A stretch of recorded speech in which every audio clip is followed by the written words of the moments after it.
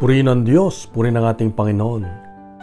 Nais nga tayong gabayan ng Diyos, ngunit kailangang marinig at malaman natin ang boses ng Diyos.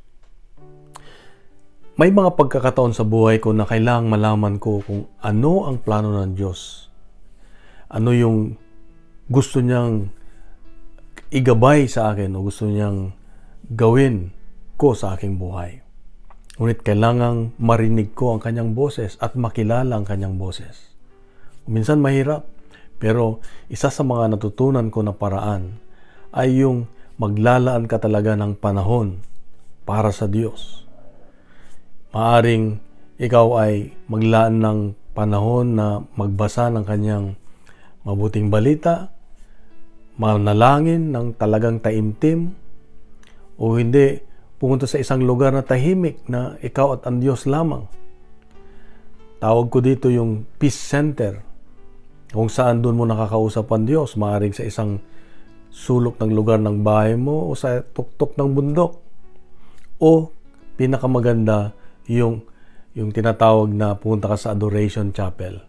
So yung Eucharistic adoration na kung saan magbababad ka ng panahon para pakinggan ang Diyos.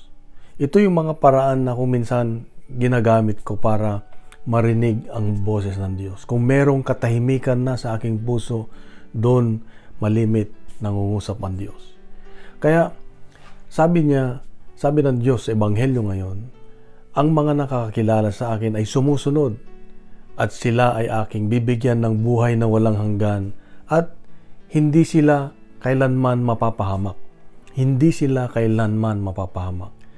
Kaya ang paalala ng Diyos sa iyo at sa akin ngayon ay kung nais natin hindi mapahamak sa ating mga plano, sa ating mga gusto sa buhay, sa mga nais natin, huwag nating ipilit yung ating diskarte, kundi marunong tayong malaman kung ano ang boses ng Diyos, makinig at sumunod sa Kanya.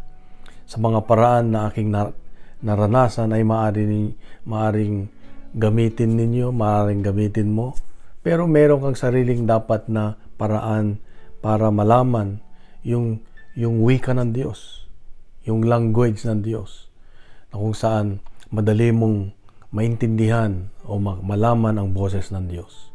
Kapatid, ito ang hamon ng Diyos at paalala sa iyo at sa akin ngayon na magkaroon tayo ng magandang, yung madaling malaman, yung paraan para malaman kung ano ang plano ng Diyos sa buhay natin. Sapagkat kung nagkagayoy, siguradong hindi tayo mapapahamak sa anumang mga gagawin natin sa buhay. Sa mapagpalang araw sa iyo at sa mga malsabay, kung nagustuhan po natin ang ating Ebanghelyo ngayon, ay bahagi natin. Gawin nating viral ang salita ng Diyos at punuin natin ng good news ang social media. Huwag fake news, sabi nga. God bless. God is good.